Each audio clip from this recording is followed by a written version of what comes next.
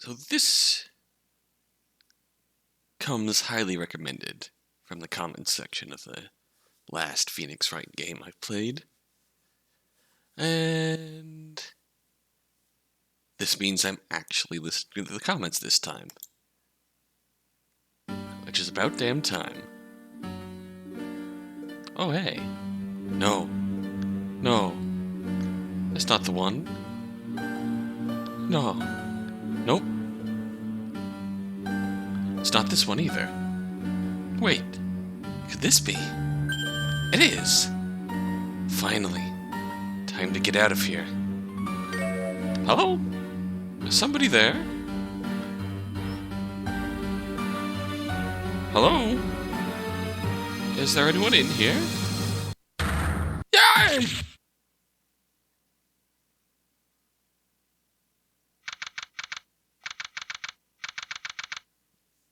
This is Case 1 of Beyond the Shadows by Gizmological. Turnabout recovery. Another day, another trial. Ooh.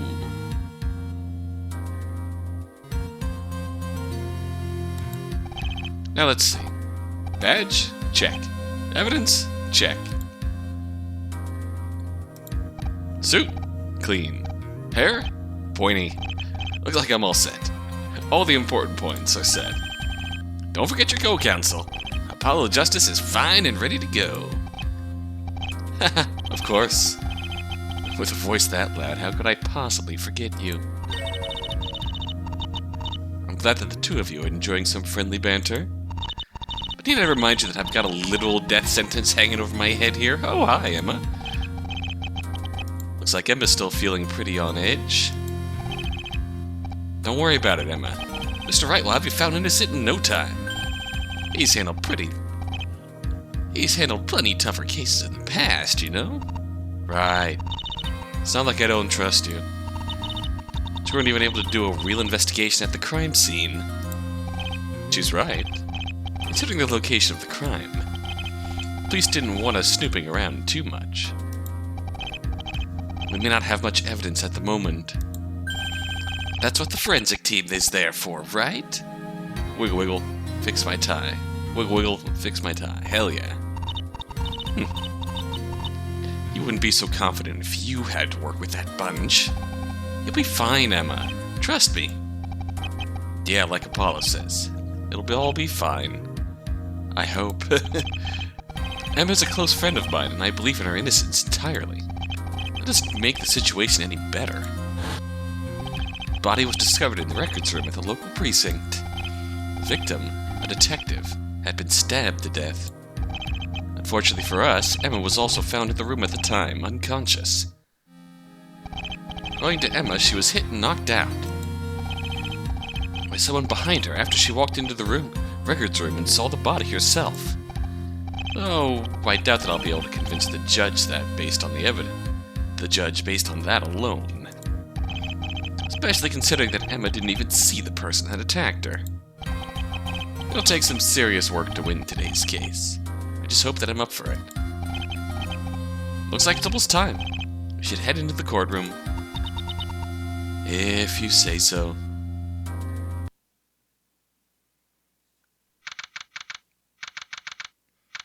The victim is a detective, Victor Timothy. Vic-Tim. Court is now in session for the trial of Emma Skye. Oh god. The prosecution is ready, Your Honor. And the defense is also ready. Well, look who it is. Phoenix Wright. I've long awaited this day. How so? It's been nearly 10 years since we last faced each other. This is my chance. My chance to defeat you, my arch-nemesis, once and for all. Arch-nemesis? That seems a bit dramatic, even for you. You even humiliated my brother in that trial last December. After that crushing defeat, you took a leave of absence. And he ran away to some far-off country in Asia. Was any of this my fault? Yes, this takes place after Dual Destinies. You've shamed my family for the last time, Mr. Wright. Now it's my turn. If you're done making idle threats, Mr. Payne, your opening statement. Right away. The defendant is one Emma Sky, a local homicide detective.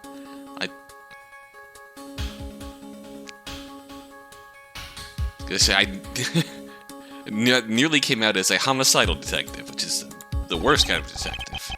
She's accused of murdering her co-worker, a detective by the name of Victor Timothy. Dapper fellow. Timothy's body was discovered in the records room of the precinct. A room that, at the time of the murder, had only 2 occupants. The first was the victim himself. Care to guess who the second person was? It was the defendant. It was, wasn't it? Please tell me I'm right. Correct. Well done, Your Honor. Ho ho. Looks like I've still got it. How does he still fall for that? Honestly. Now then, assuming there are no questions, the prosecution would like to call its first witness. Very well. Go right ahead, Mr. Payne. Who are you? Witness, please state your name just a second. Yeah, my thoughts exactly. Start the music. What? Oh no! Oh no! What is that? Something tells me we're in for one hell of a ride. Name's Fuzz. Detective Fuzz. The lady just called me Charles. That's quite the introduction. What's the point of an intro if nobody remembers it? I couldn't have you all forgetting a pretty face like this, could I?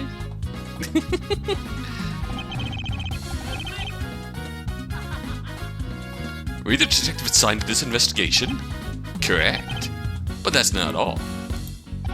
You see, I was also one of the first people to arrive on the scene. You? It's true, Your Honor. This witness was one of the first people to find the victim's body, as well as the unconscious body of the defendant. That's why I'm here today. I'll tell you everything you need to hear about this case. So sit back, relax, and have a listen to what Detective Charles Fuzz has to say. Well, we're getting right into it. Details of the case. The victim was killed by a stab wound to the neck. The murder occurred in the records room of the precinct. We know for a fact that it was only the defendant and the victim in the room at the time. Ergo, the defendant is the most likely suspect. That's nice and simple. I see. Now, the victim was alone with the defendant when he was murdered. His testimony is pretty damaging. It's also pretty simple. Mr. Wright, you may proceed with your cross-examination. Thank you, Your Honor. Alright.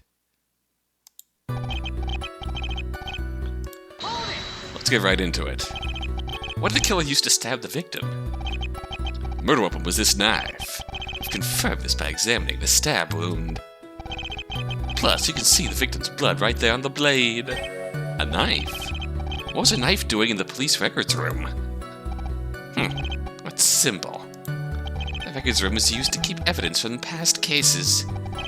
This knife was evidence from an old case, making it easily accessible to the defendant. Exactly. Wouldn't be hard for Miss Sky to get a hold of it. As you can see, we found her prints on the handle. Her prints are on the murder weapon? This isn't looking too good for us. Alright. Yep. Piece of evidence from inside the records room, used to stab the victim in the neck, bears Emma's fingerprints. So, what we know about from the autopsy report, Victor Timothy, estimated time of death, February 4th, 1300 to 1500. Victor was killed instantly by a stab wound to the neck. Fingerprints, huh? Good luck explaining that one.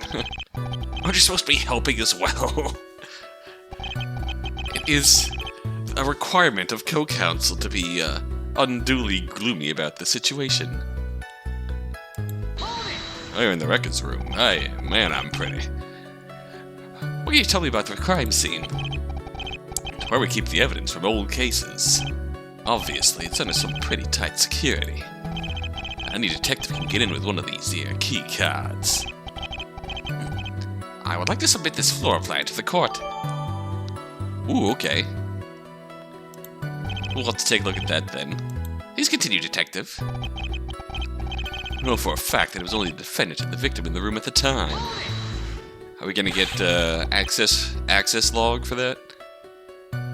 How can you be so sure about that? Simple. Take a look at this.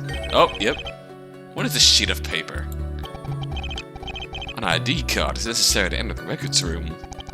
Card reader keeps a daily record of everyone who enters the room. If you have a look at the document I just handed you, you'll see that the defendant entered the room right after the victim did. What the? Nobody told me about any records. Sweating. According to this, you entered the records room yourself at 1:30 p.m. Ooh, that's right. I did go there before the murder. I had some evidence in one of my cases that I need to store in the records room.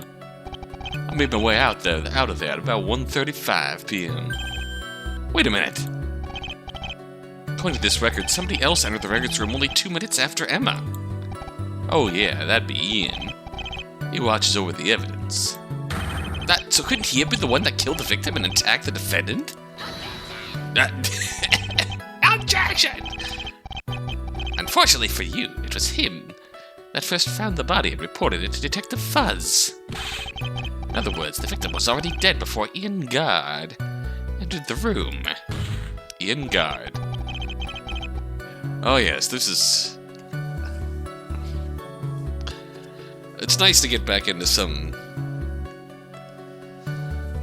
nice, proper, simple trialing after all the other wild stories we've had. It's nice to get back into some just nice, simple murder cases. But couldn't he have been lying about finding the body?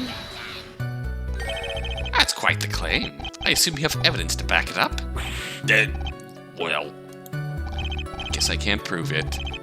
Maybe I should drop the issue until we hear from Guard himself. I see. Please continue your testimony, detective. Ergo, the defendant is the most likely suspect. Bang. Was there any exits from the records room? Please, tell me. Afraid not. There's only one door and there ain't any windows. Indeed. Well, here's our shot of the records room. Simple enough. Victim, Emma. Makes sense that Emma pops in and could be targeted from behind. Interesting desk outside the records room. That's obviously going to be relevant to some degree. Okay, what else do we got? Security records. Charles Fuzz, Victor Timothy, Emma Sky, Ian Guard, Charles Fuzz.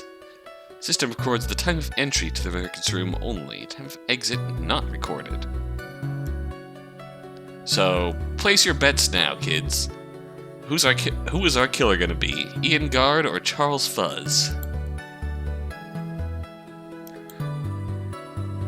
Let's say, money typically goes... My bet typically goes to the more flamboyant of the witnesses, but we haven't met our other witness yet. So, we'll see what happens. So, the evidence bears Emma's fingerprints. Easy enough to fake after knocking someone unconscious, I suppose. Autopsy. Blah, blah, blah. Proof of my possession. Profession. There's Apollo. Happy Apollo. Happy, healthy Apollo. Lawyer that works for my agency. He's got a loud voice and a lot of determination. Hell yeah. Winston Payne. Surprising that he hasn't retired by now. I mean, still getting paid somehow. Emma, local homicide detective, victim. Need a little more space. There's a detective at the local precinct. And Charlie Fuzz, detective at the local precinct, head of the investigation. A bit of an oddball. A bit. I love his design, though. He is absolutely a friggin' oddball, though. Back to your regularly scheduled trial view. Not only that, we have a guy to watch the entrance to the records room, man. Oh, there ain't no getting out of there without passing by him. It would seem that the defendant really was the only one to enter the room. Don't you agree, Mr. Wright? Isn't that right, Mr. Wright? Gah. I believe we've heard enough. My questions mostly did more harm than good. He's hoping the next testimony goes a bit smoother. One last thing, Your Honor. I would like to submit a photograph of the crime scene. This particular photo was taken after the body was taken in for autopsy. After? Crime photo. Oh, okay. Lots of evidences. What are all these photos on the shelves? Detective? Oh, these old things. I don't need to worry about them. They're not related to this case in any way, after all. I think that's for us to decide, Detective. I agree. You must insist that the witness tells us about these files. Fine. Those are case files. We use them to keep information on old cases. Those files in particular are quite special. Special? Like I said, it's not really related to the case, but if you insist. Those files are so important that detectives can only take them with this special permission. Needless to say that they haven't been touched since we put them in there. That's all. Are you happy now? Apollo flexing his guns. Don't worry, Apollo. You have big muscles. You're a strong boy. I believe in you. I wonder what could be so important about those files. Oh, Payne's doing it too. Grabbing his bicep. You have noodle arms, though, Winston. Now then, Detective. Perhaps you could tell us about your findings. Please describe how the victim was murdered to the court. Your wish is my command. Oh, yeah, man, I'm pretty. Let's do this. The murder. The victim entered the records room at 2 p.m. On the dot. Shortly after, the defendant entered, ready to murder him. The defendant stabbed the victim while they were alone in the records room. The victim then hit her in retaliation. The defendant was knocked out cold. It wasn't long after that the victim died of blood loss. Okay, so there's multiple issues with this. There's multiple issues going on here. I see. So it was the victim that knocked the defendant unconscious. Of course. They were the only two people in the room, after all. What weapon was used to knock out the defendant? That would be this torch. It was in the records room at the time. It's pretty dim in that room, so we decided to keep it there just in case. As you can see, the glass shattered when the victim hit the defendant. Ooh. There's also this photo that shows where we found the victim's prints on the handle.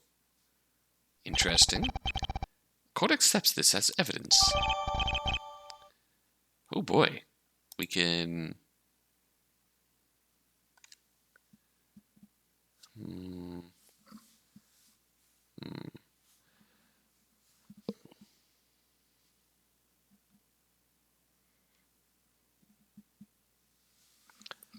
There's something interesting we're not going to have to look at later, which is going to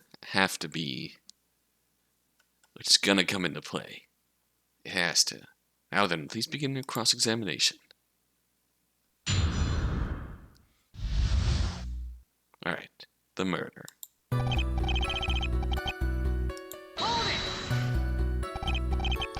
This record shows when the victim entered the room, right? Exactly. shows who entered the room and when. Would it be possible for somebody to enter the records room using another detective's card? Sure, possible. Except the victim and the defendant were the only ones found in the room after the murder. It would have been possible for them to get in any other way. Well, there goes that theory. Okay, moving on. That's not the problem we have with this testimony. I have a small problem here, but the bigger one is at the very end. What motive would the detective had to... that? What motive would the defendant have to murder Detective Timothy? I don't know. What? They work together, sure. As far as we know, two of them were nothing more than acquaintances. Bang. In that case, how can you claim that Emma intended to murder the victim? Must I remind you that the victim's body was found in the records room with the defendant? A room that nobody can enter or leave without being seen? Whether the defendant had a motive or not, her guilt is unquestionable. Ah yes, good old pain noises. I'm inclined to agree with the prosecution. The defendant still seems to be the most likely suspect. Not you too, Your Honor. Victor then hit her and retaliated. I find that interesting. Are you sure that the torch was used to hit the defendant? There's no real way to be certain, but we're pretty damn sure. The torch has the victim's fingerprints on it. The glass is broken. Suggesting that Timothy used it as a weapon to defend himself. The glass could have been smashed any number of ways. You can't just assume that it was used as a weapon. Well then, Mr. Wright, how do you think that the glass was broken? I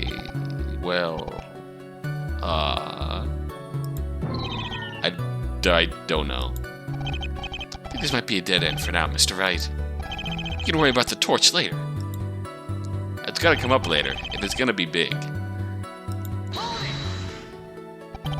How long was the defendant unconscious for? He was out like a light up until the crime scene was discovered. When we found her like that, I made sure that her injuries weren't too serious before making the arrest. How considerate of you. I checked if she had any open wounds and brought her a glass of water. Maybe a murderer. I've never been one to turn down a girl in need. And here you are testifying against her. Don't you think that's sending a bit of a mixed message? Yeah, a little bit.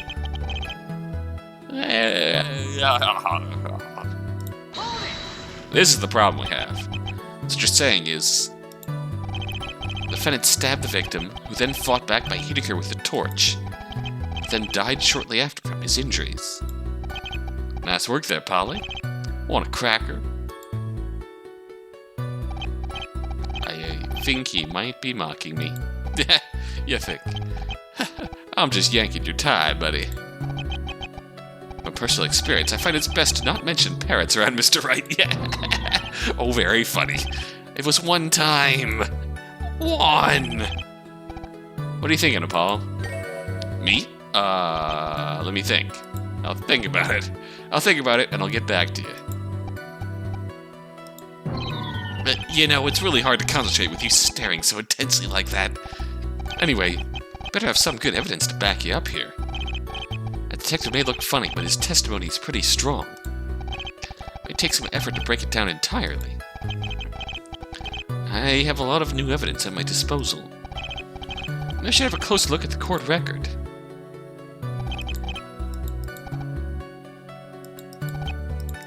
I feel like this is one issue we have with that.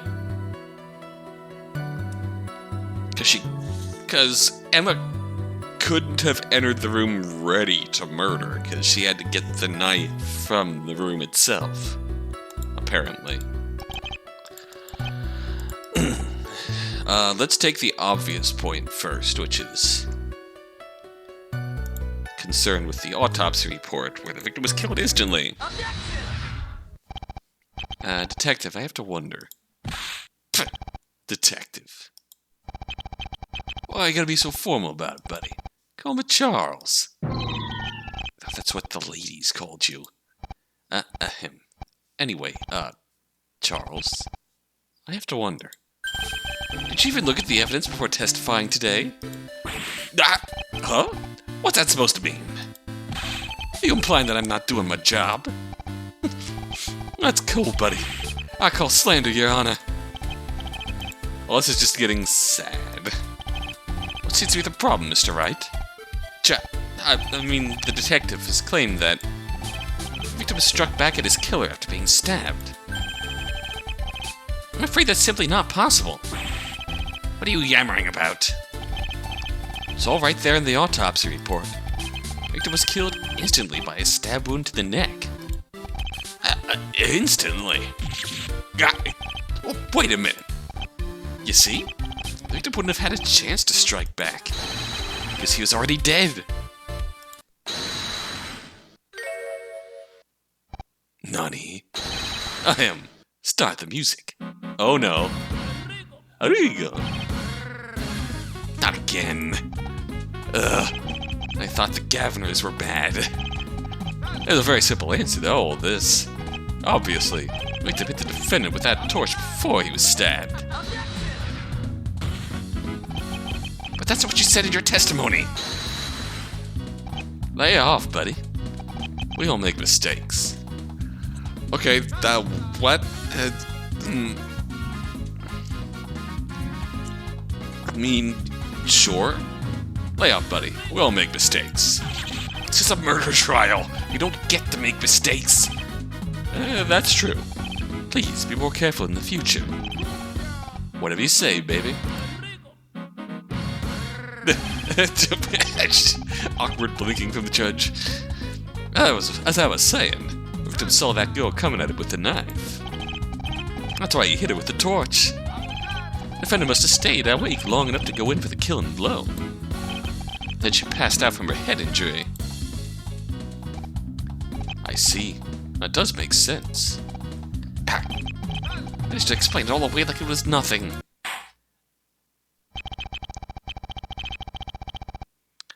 You could even, feel like you could explain it away further by saying she was stunned, struck out with the knife, and then, backed away and hit her head and fell.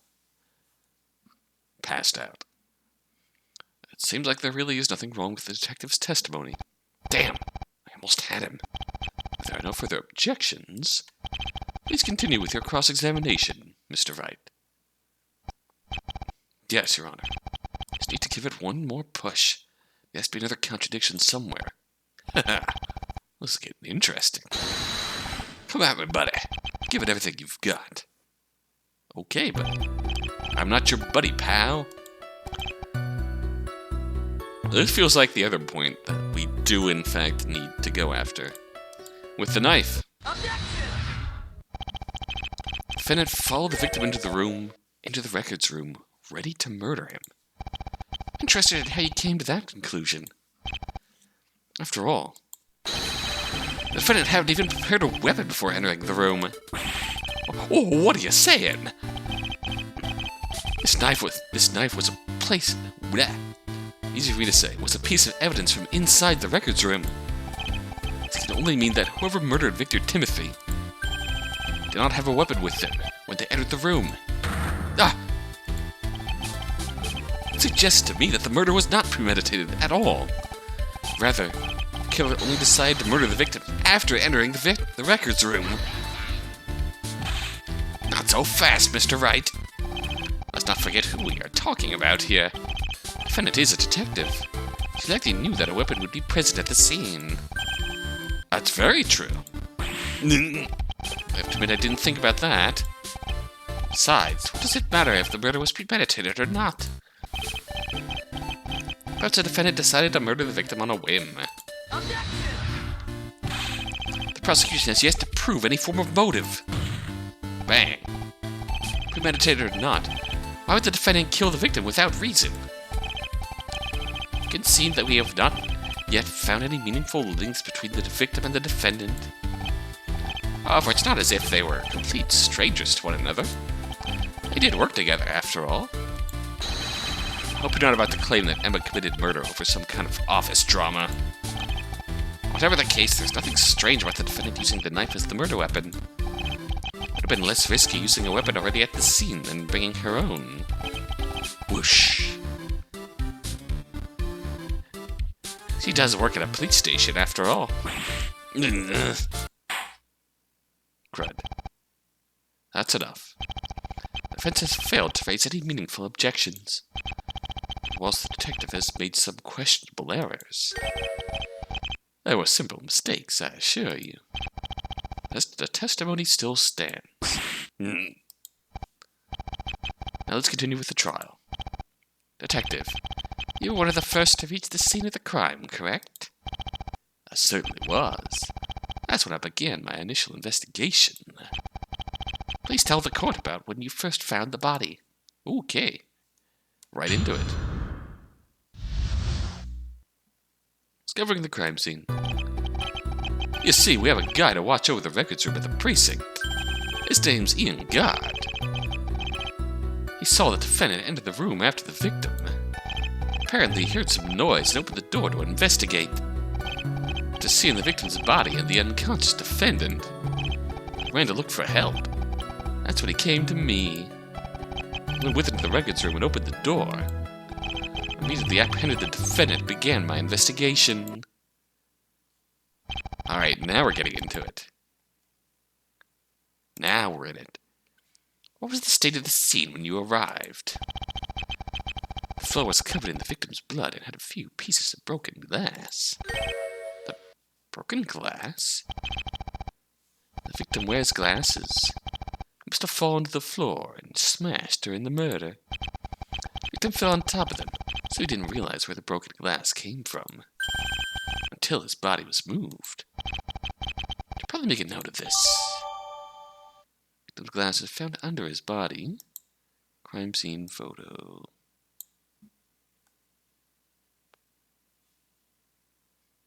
I wonder if we're going to have a Ace Attorney Investigations 1, Case 1 thing, where the case files got rearranged, and that obscured some of the facts of the murder in Edgeworth's office. Okay, broken glasses. I see. This testimony is rather conclusive. The defendant and the victim were really alone in that room at the entire time. The undisguised guilt would be all but proven. No! This isn't good. The judge is getting ready to end the trial. Hee. What did I tell you, Mr. Wright? The final verdict is almost here. The defense still holds the right to cross-examine the witness. Can't end this trial here. Well? Do you want to bet, Mr. Wright? Or watch me? Bam! Game over. Very well. But if there are no problems with the witness's testimony, I will be forced to hand down my verdict. I don't know, Mr. Wright. Can't find anything wrong with his testimony. There has to be something we overlooked. Your cross-examination, Mr. Wright.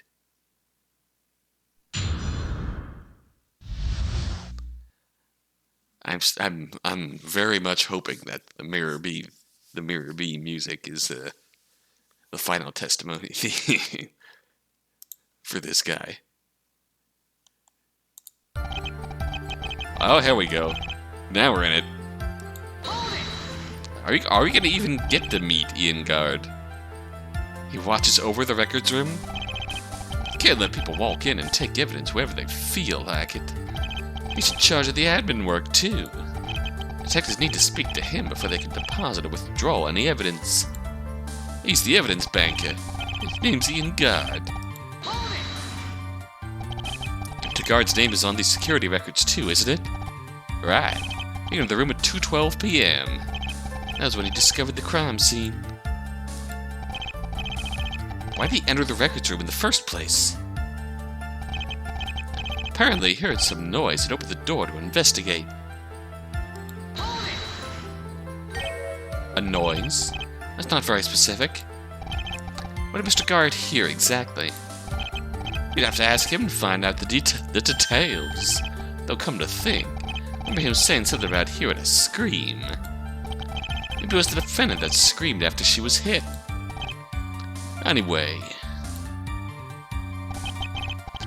after seeing the victim's body and the unconscious defendant.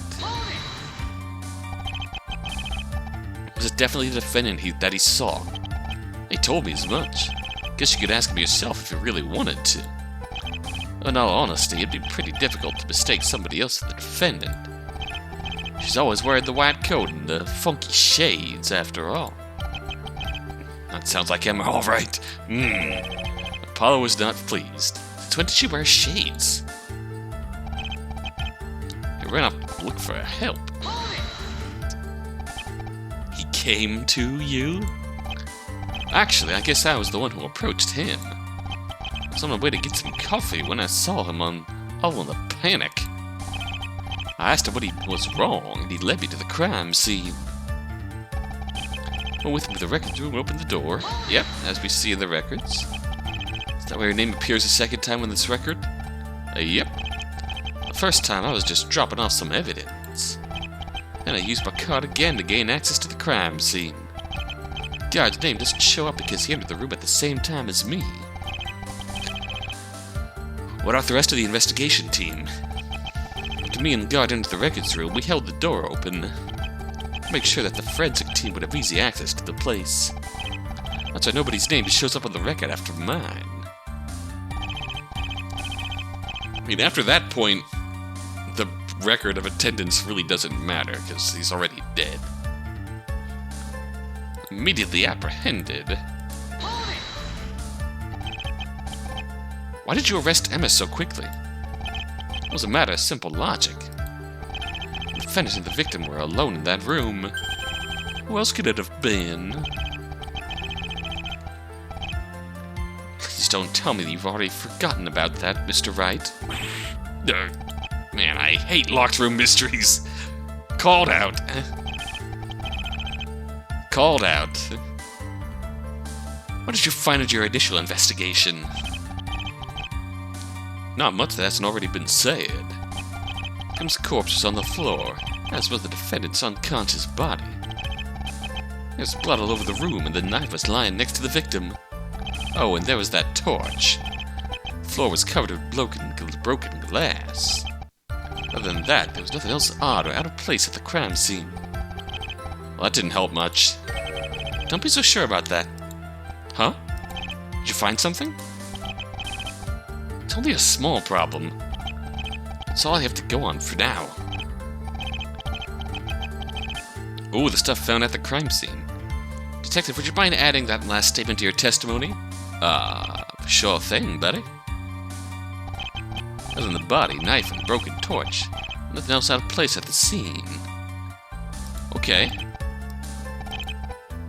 Well, let's press this. So you're saying that the records room is completely normal? Apart from the bloody corpse of the unconscious detective. Yes. From what I can see, that's clearly not true. The question is why did the detective make such an amateur mistake? We've only gotten one shot at this. Can't find something wrong with this testimony, Emma will be declared guilty. Gotta think of something. When I look at this testimony, there's really nothing that I can think of. I can find just one contradiction. I can at least buy us some time. Maybe I've overlooked something in the evidence. We gotta go with the crime scene photo. It feels like. Let's drop a save. If we're looking at things, here's all the stuff we got. The victim's glasses, a torch. See, this is interesting. As the big lumpy end looks like the light end with the glass in it that it keeps saying broke, but if you grab a pull, this is definitely going to come up somewhere down the line. The fingerprints are saying that the victim held this in his left hand.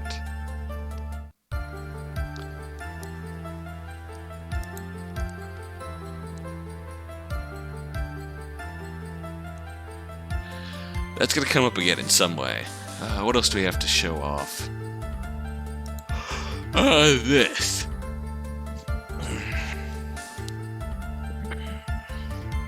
So it's either going to be we can't see...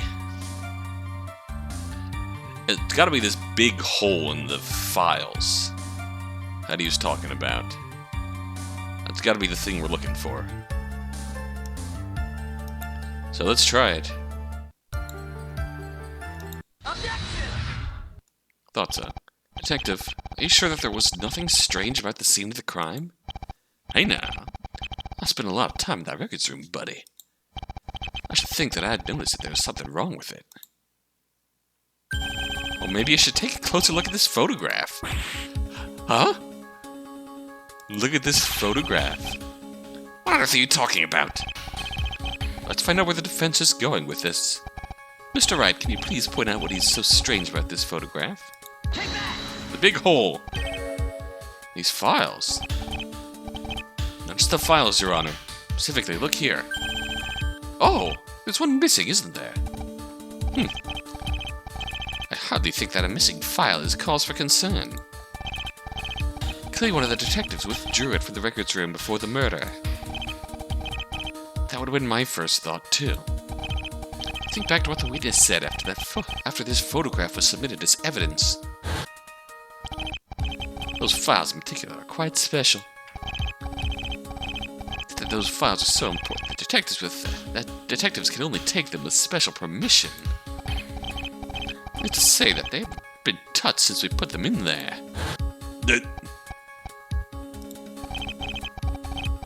These files specifically have never left the records room. You can see in this photo that there is clearly one missing. Does that seem odd to you, Detective? Yeah. I can see that a missing file does seem odd. Do you really believe that it has anything to do with the case? It may have been removed days before the murder. That's a fair point. Well, Mr. Wright? Do you believe that the missing file is connected to the murder? Maybe not. Of course it is. The file is very important. Went missing from the crime scene, after all. Heading down a verdict without investigating this missing evidence would be premature. Yes. I suppose we should follow up on it. So, Detective Fuzz, how did you miss something so obvious in your investigation? Well, I guess I didn't notice it, you know? I was so focused on the victim's body that I didn't pay attention to the one little file. I'm beginning to see why Emma complains about her coworkers so much. I still find this hard to believe. It won't be easy to push him any further than I already have. Detective, please follow up on this missing file. Sure thing. I'll find it for you in a jiffy. In the meantime, there will be a short recess. I suggest that you prepare your next witness in that time, Mr. Payne. I suppose I was being a bit optimistic. Hoping to get a guilty verdict with only one witness. Very well, Your Honor. Court shall reconvene in 20 minutes. I feel like it's gotta be Fuzz. Who is our killer? It's gotta be. Who else? It doesn't make sense that it wouldn't be. Unless something else comes out about... I assume we're hearing from Ian Guard here. Either Ian or Emma, specifically. Not Emma, because she's here with us right now. Listen, Mr. Wright, I appreciate everything you're doing for me. Would you mind not cutting it so close next time? Right, sorry about that. It's stressful sitting up there on the defendant's chair. Now the only thing keeping me out of jail is some mystery file. Sorry. No, I'm sorry. I shouldn't be angry. You guys are the only ones who believe in me right now. You're doing everything you can for me, and... I really am grateful, you know? Poor Emma. You can tell how distressed she is. So, Emma, about that missing file. Do you know what it is? No clue. Only the highest ranked detectives are allowed to read them. The only thing I know about them is that they're files from a bunch of different cases. Murders, thefts, illegal trafficking, assaults, and even heists. All different cases, but for some reason they're being kept together. Maybe there's something bigger behind those cases that only the higher-ups know about. Certainly not anything that flashy scatterbrain would have any idea about. Fuzz certainly did seem clueless about the whole thing. Sounds like Payne has another witness for us. Oh yeah. It's probably that guy they put in charge of the records room. What was his name? Ian something? Ian Guard. His name's on this security record. Right, that's the one. I remember seeing him at his desk when I went into the evidence room to drop off some old documents. That was before I, got hit in the head. My guess is that Payne wants him to testify about who he saw enter the records room. Right, he wants to prove that Emma and the victim were alone. There had to be someone else in there. He got knocked out when I saw the body. Which means that someone was there before me. I understand. The question is, who could have been hiding there in the evidence room? Chucky Fuzz. It has to be Chucky Fuzz. This is a case 1. Of course it's Chucky Fuzz.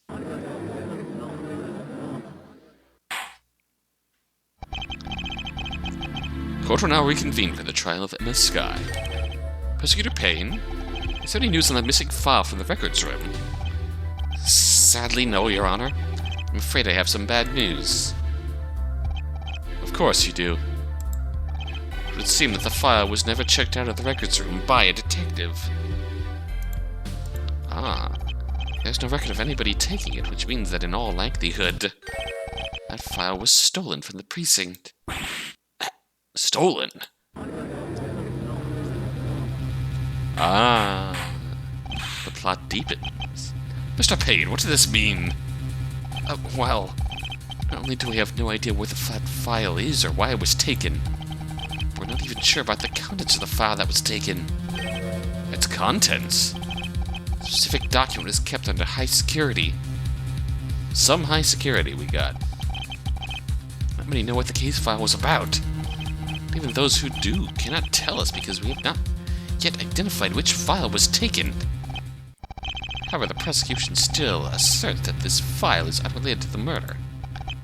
For all we know, it could have been taken weeks ago. The victim himself did not have permission to withdraw the file in question. Suppose that you are correct. Today we're only concerned with the murder of Victor Timothy, nothing else. Drat. That file was all we had to cast doubt on Payne's case. I'm having a tough time believing that the file really is unrelated. I should make note of it just in case. Yeah, it's worth remembering. Mystery case file. I'm intrigued. Moving on. Mr. Payne, your next witness. Right away. Prosecution calls Ian Guard to the stand.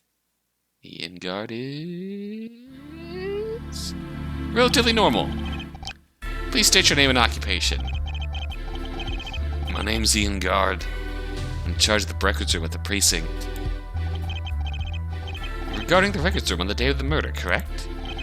I wouldn't say I was guarding it, but my desk is right next to the door. I see everyone that goes in and out of that room. He's a more reliable Larry Butts. Not to mention that they have to speak to me if they want to withdraw any evidence. Very good. Now then, please testify about who you saw enter the records room before the murder took place.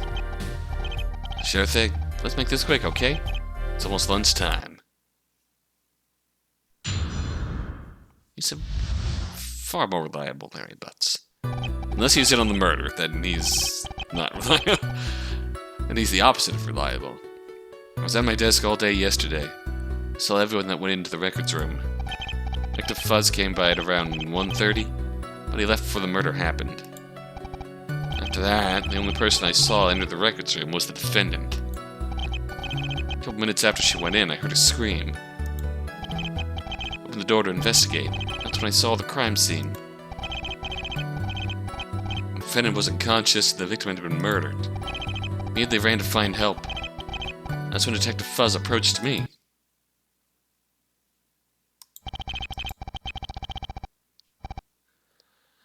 Yep, 1:30. I was in there for a half hour. So those were the only people to enter the crime scene. I see. After I spoke with Detective Fuzz, we went back to the crime scene to investigate. I wasn't a part of the actual investigation, so I couldn't tell you anything about it. That was a lot to take in. What I do know is that if this testimony stands, then we're done for. Must be a contradiction in there somewhere. Maybe. Maybe it's lunch. Nope. Can you move this along, please? I'm starving over here. What did you just eat before coming into court today? Very well. Cross-examination, Mr. Wright.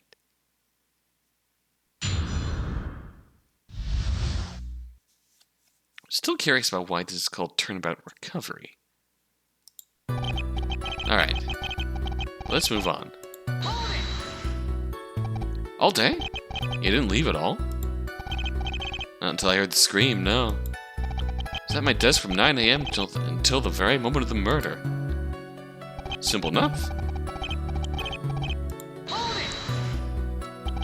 Why did Detective Fuzz go into the records room? He was just leaving some evidence from an old case behind. What evidence would that be? If I remember correctly, it was some sort of old muddy coat. A coat? Well, that's not exactly helpful. Anyway, he didn't stay around for too long after that.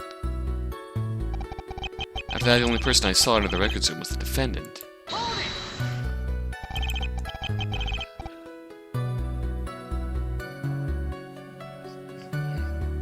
Are you absolutely sure that there was nobody else?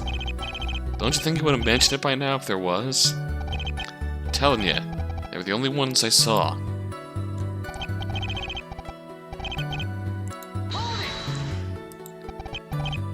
Who was it that screamed? I think it must have been the defendant. I don't know what happened between them two, but I opened the door to investigate. That's when I saw the crime scene. So you were the first one to find the crime scene. What did you see? Well... simple enough. Could you go into a bit more detail about the scene of the crime? The victim had been stabbed and was lying in a pool of blood. There was a broken torch in his right hand and the floor was covered in glass.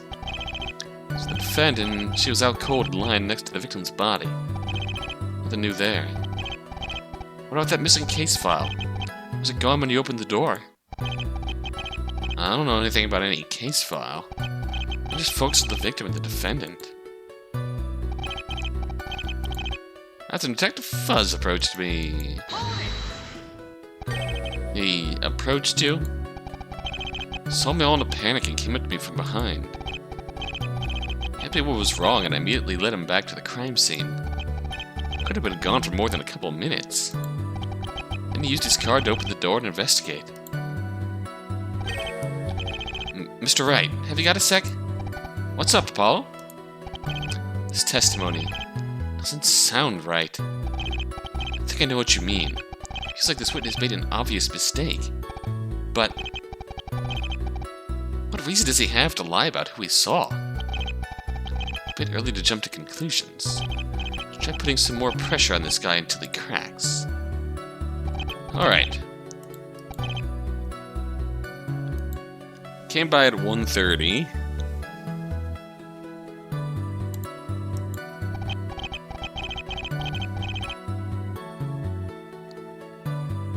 Oh.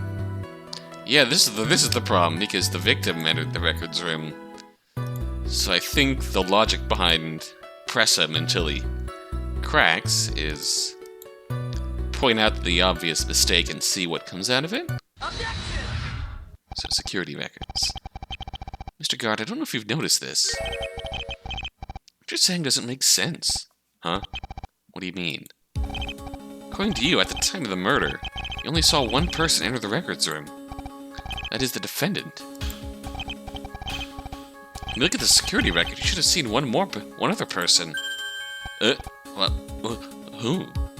You know who. You realized it. You should have seen this person. On their way into the records room. That is Victor Tim. Take that! Old Vicky Tim. The victim. The security records show that the victim entered the records room. Also where his body was found. Knowing this, isn't it odd that the witness has not mentioned seeing him pass by at all? Ah!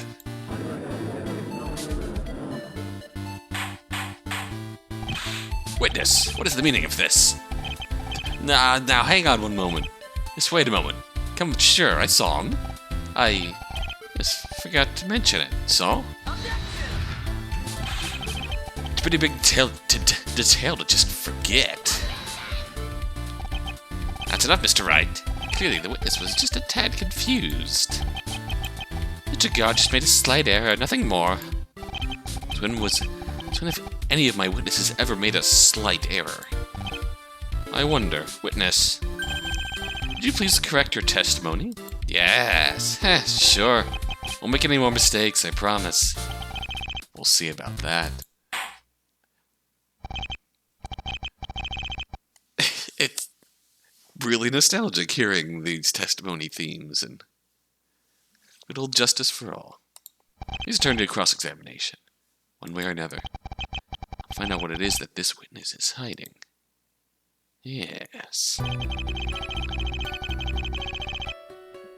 Okay, what has changed?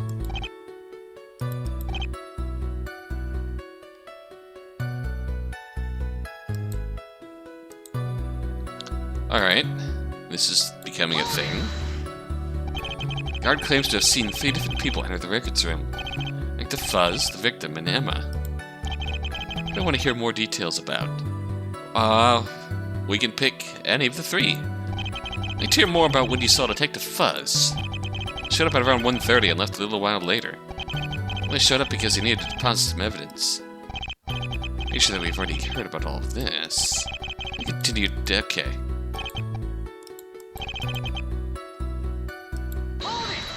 So let's go back to this. Let's see if we can get anything about Emma. He didn't seem any different than normal. She had her lab coat on as usual. Said she needed to drop off some files from an old case. What? Okay. They said this to the testimony. Sure thing.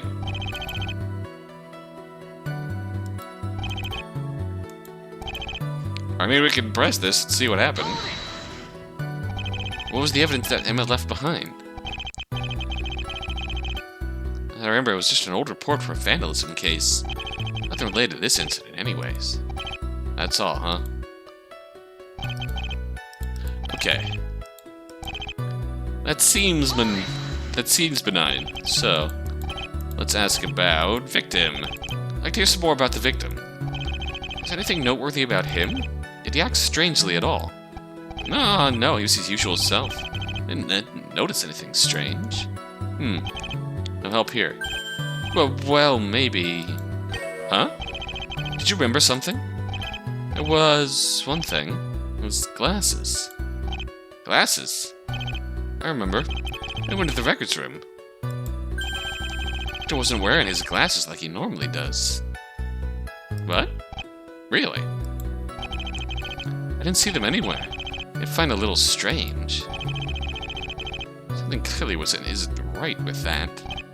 Witness, please add that statement to your testimony. Okay. We found his glasses on him. Supposedly. Is that really so strange? Well, yeah. Victor once told me that he couldn't see a thing without his glasses. Yep, he even has them in his portrait. And he started wearing contacts. I've never seen him without his glasses before. Something's strange about this. Yeah, I don't know what to make of it, but let's present the broken glasses, which were obviously found. Under the body. Mr. Guard, I'd appreciate it if you stopped lying to us. What? Hey man, what are you talking about? That's a weird thing, because I don't know if he's lying. Mr. Wright, what basis do you accuse the witness of lying? It's simple, Your Honor. The witness said that the victim wasn't wearing glasses. However, it was Detective Fuzz that found this pair of glasses under the body.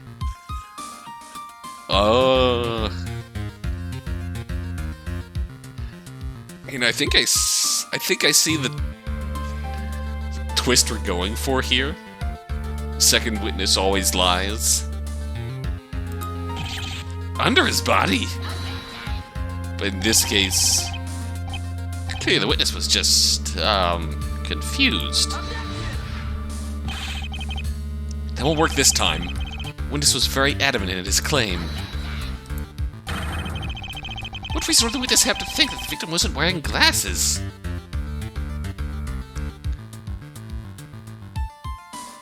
I feel like we're going with the... Clearly, the witness we have to fight to get out, to get on the stand, was the killer all along, but... It just... Based on the setup we were given so far, it's gotta be Fuzzy Boy. It's simple. Guard made the mistake because...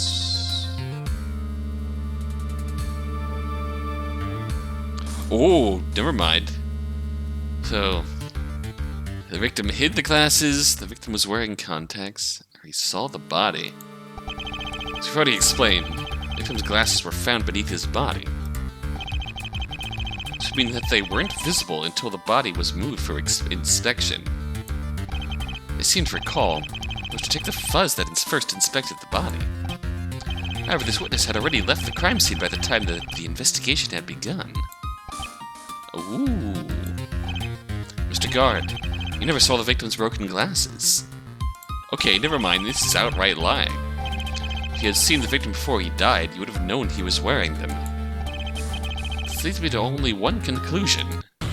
You never saw the victim enter. You only saw the victim after he had already been murdered. Never saw the victim enter the records room. That's why you thought he wasn't wearing glasses. Duh. First time you saw the victim was after the murder took place.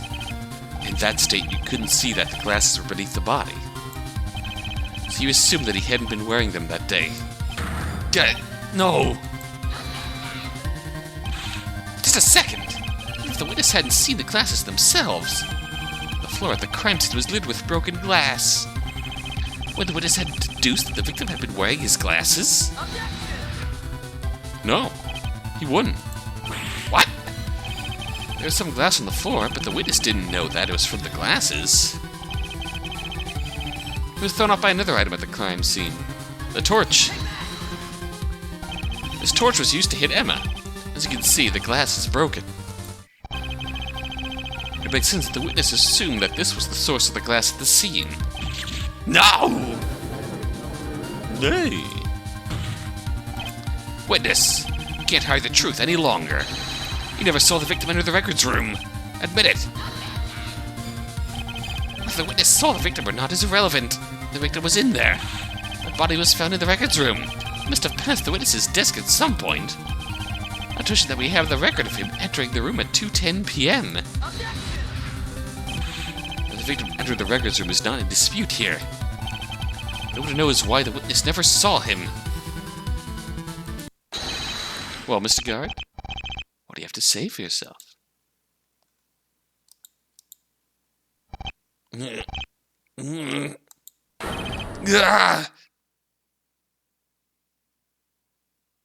I never saw the victim. I lied about the whole thing.